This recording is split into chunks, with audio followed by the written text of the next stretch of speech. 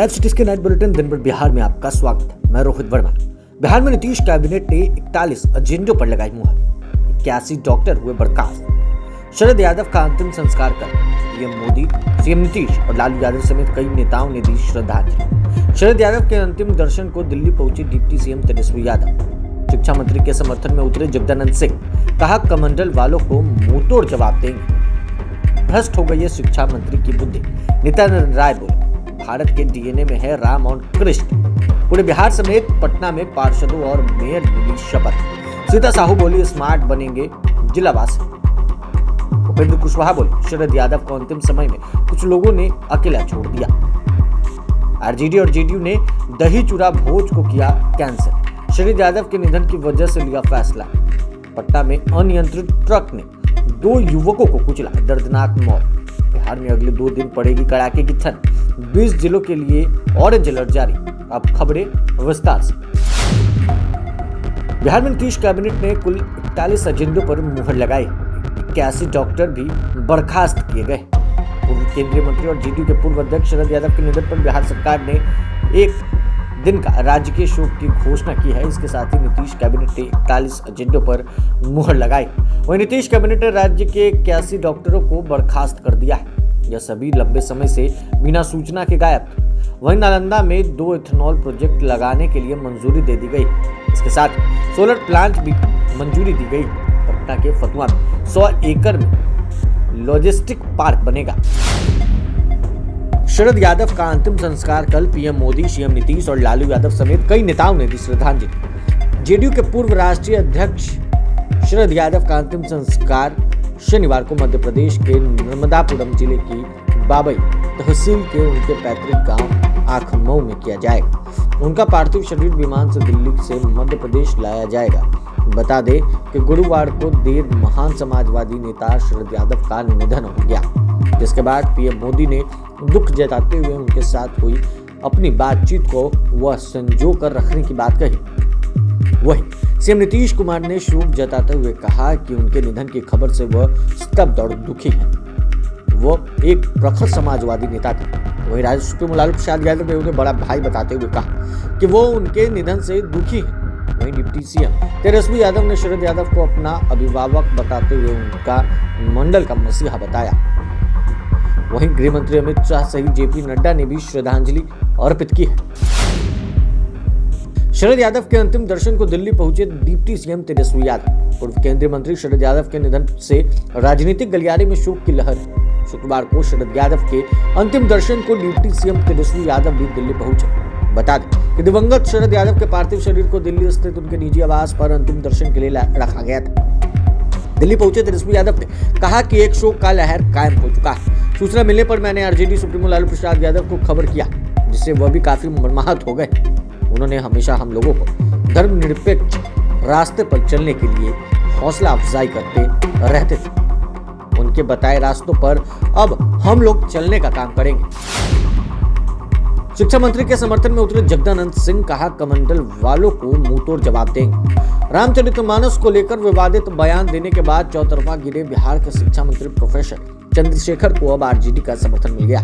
विवादित बयान आरजेडी ने 2 दिनों तक चुप्पी साधे रखी थी, लेकिन अब पार्टी के प्रदेश अध्यक्ष जगदानंद सिंह ने उनके समर्थन में उतरते हुए नजर आए।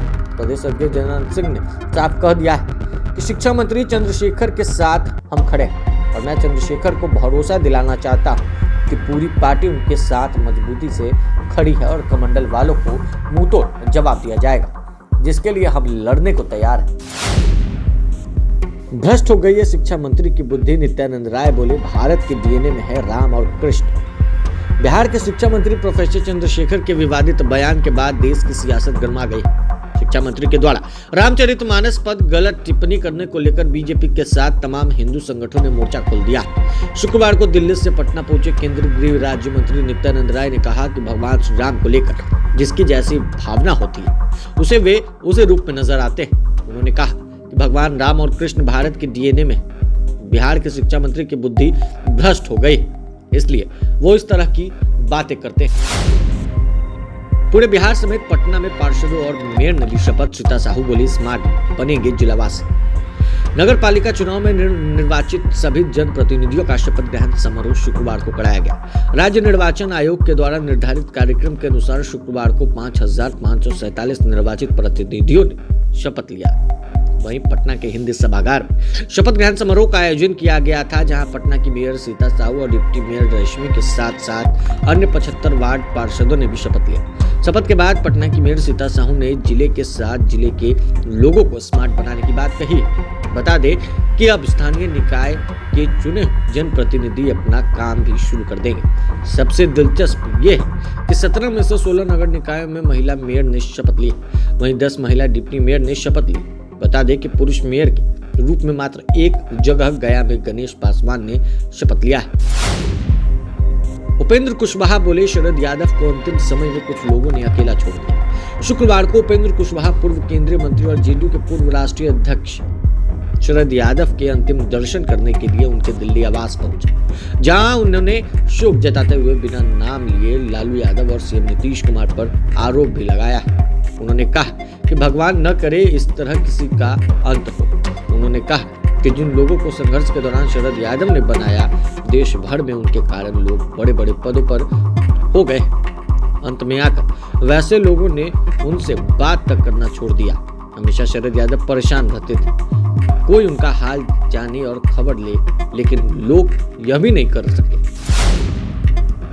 आरजेडी और जेडीयू ने दही चूड़ा भोज को किया कैंसिल, शरद यादव के निधन की वजह से लिया फैसला। पूर्व केंद्रीय मंत्री शरद यादव के निधन से राजनीतिक गलियारे में शोक की लहर। वहीं उनके निधन के कारण तेजस्वी यादव के आवास पर होने वाला दही चूड़ा भोज स्थगित कर दिया गया है।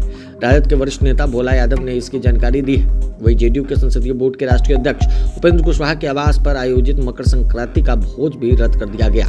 बता दें कि कई साल बाद आज लालू आवास पर मकर संक्रांति को लेकर भोज का आयोजन किया गया था। भोज के लिए आयोजन हुआ था और भोज के लिए चल रहा इंतजाम रोक दिया गया और सभी सामग्री को वापस भेज दिया गया।